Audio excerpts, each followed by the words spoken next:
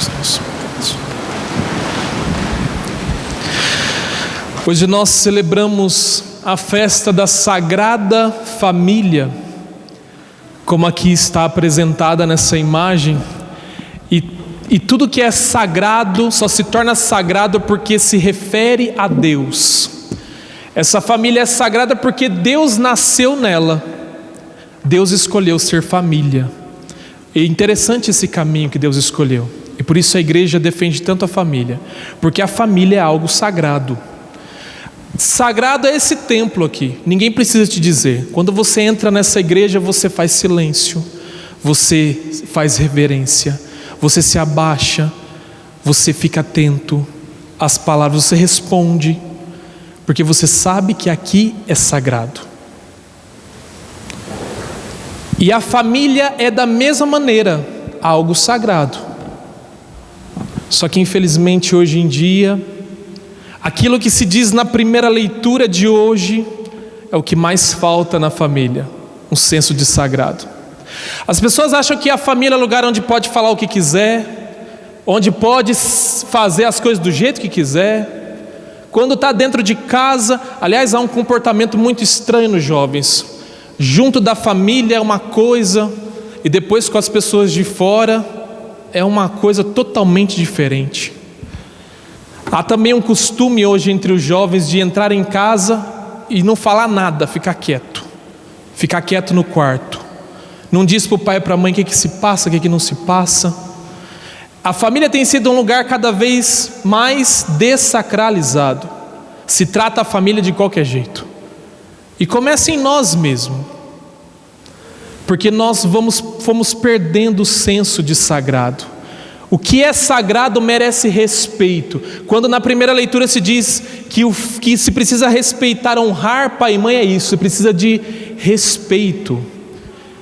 E é o respeito, o senso de sagrado que nós fomos perdendo. Antigamente me lembro muito bem como que era, e vocês que já estão de cabelos brancos, como diz o salmista, lembra-se bem como era a família. Deixa a hora que seu pai chegar que você vai ver. O pai representava a autoridade em casa, e os meninos, nós ficava tudo com medo da hora que o pai chegar, porque a mãe contava. E em muitos lares o pai batia e não avisava nem porque estava batendo.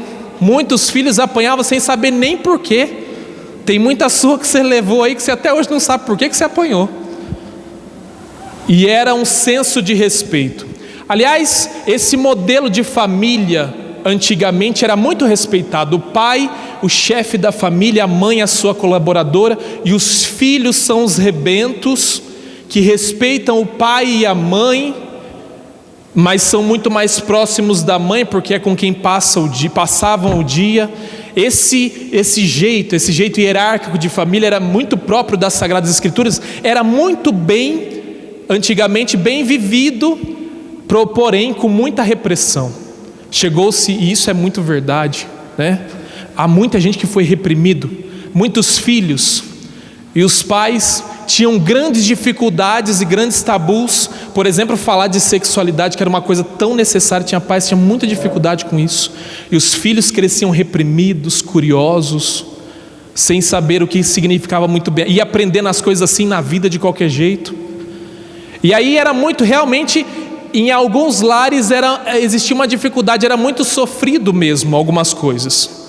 Acontece que a família precisava só de alguns ajustes, mas nós passamos da família repressora para a família permissiva, porque muitos de nós, e principalmente os pais mais jovens, foram concebendo uma cultura de que tudo que eu passei, meu filho não vai passar. E isso, pior coisa que aconteceu na nossa era, pior coisa, porque ele se esqueceu que só é, o pai e a mãe se esqueceu que só é quem é por tudo que passou. E aí por isso mesmo tirou-se o privilégio dos filhos sofrerem um pouco. E aí criamos cada dia mais uma geração fraca. O padre atende os jovens, o menino vem lá com 18 anos e o padre pergunta: filho, mas por que você está tomando esse monte de remédio? O que está acontecendo? Por que você está triste desse jeito? Ai, padre, perdi minha namorada. Mas tá ótimo, vamos embora para frente, toca para frente, vamos arranjar outra namorada. Não é tão simples assim, porque ele não foi preparado para sofrer frustrações, porque não teve limite. Nunca ninguém deu limite para ele. E o dia que deram o limite para ele, pronto, ele ficou frustrado, coitado. É difícil, não é simples não. E por essas e outras coisas você vai perdendo a falta de respeito, vai se invertendo os papéis dentro de casa, é filho que se tornou pai e pai que se tornou filho. E é complicado, perde-se o sabor do sagrado na família. E nós saímos da repressão para a permissividade, e agora não conseguimos equilibrar nenhuma coisa nem outra dentro das nossas casas. Sabe que no Evangelho, por 4 vezes Lucas repete que Maria e José cumpriram o que o Senhor tinha ordenado. Sabe que ser pai e mãe, ser família é uma missão, e toda missão requer algumas coisas a serem cumpridas. Se eu não fizer daquela maneira, a minha missão não é bem cumprida. Eu preciso seguir certos requisitos. E para ser família, como Maria e José sabia muito bem, apesar de mesmo Jesus Cristo ter revisto muito desses costumes, seguiram à risca os costumes. Primeira coisa que nós fazemos na família moderna é derrubar as tradições. E os filhos acham que não devem seguir nenhuma tradição, e não seguem mesmo.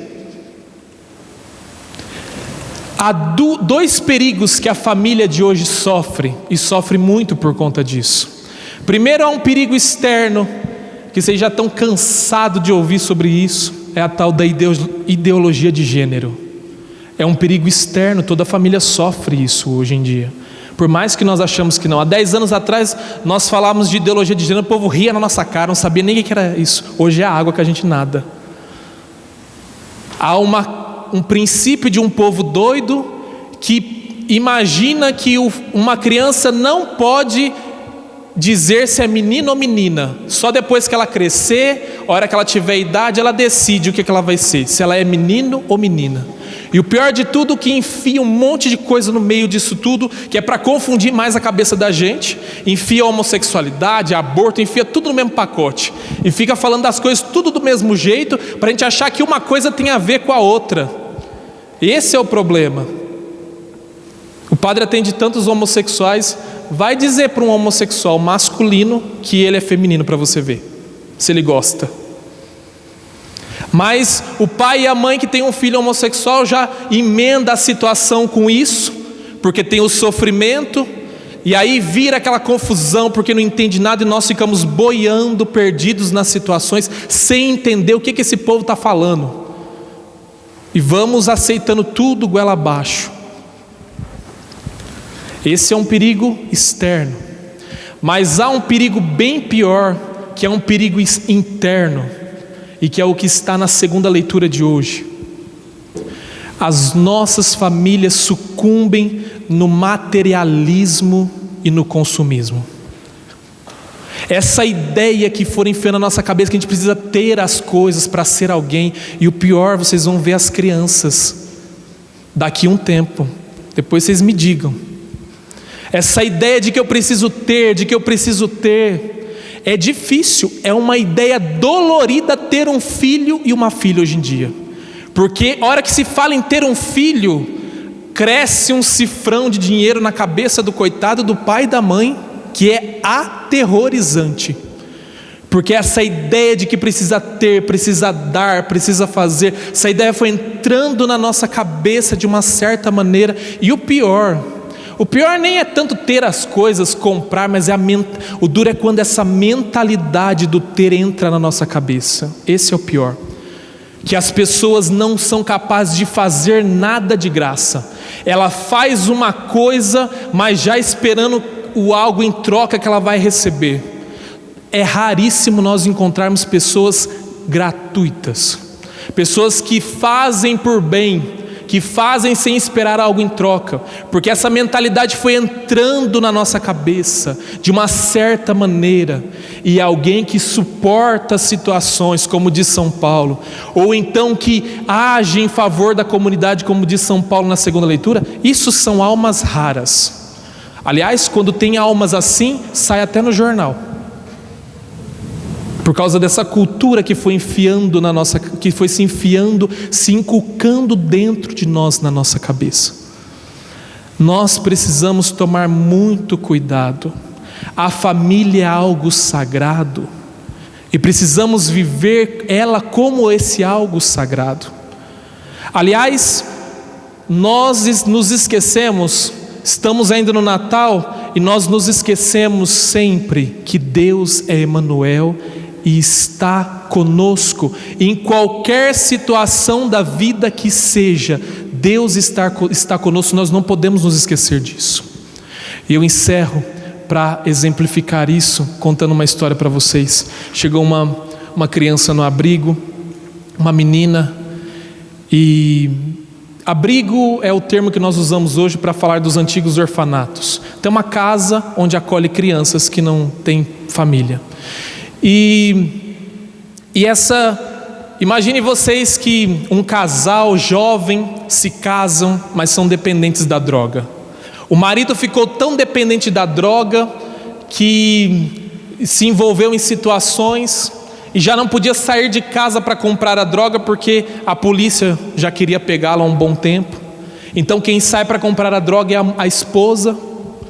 Um dia a esposa sai para comprar a droga e ela não consegue comprar, volta para casa sem a droga. E aí o marido, no desespero, na ânsia da droga, mata a mulher. Quando ele vê o que ele fez, dá um tiro na sua cabeça e mata a si mesmo. A polícia chega na casa e quando o policial entra, vê aquela cena e num cantinho da mesa uma menina de 8 anos, tremendo, a filha do casal. Quando ele vê aquilo, ele já pega a menina, tira daquele lugar, embrulha a menina, tira ela daquela situação, pega a menina e a menina vem parar no abrigo. Aí o padre chama a catequista e diz assim: olha, conta a situação da menina, como é que ela chegou ali. Veio de uma família que nem acreditava em Deus, nem conhecia Deus, nem ia na igreja.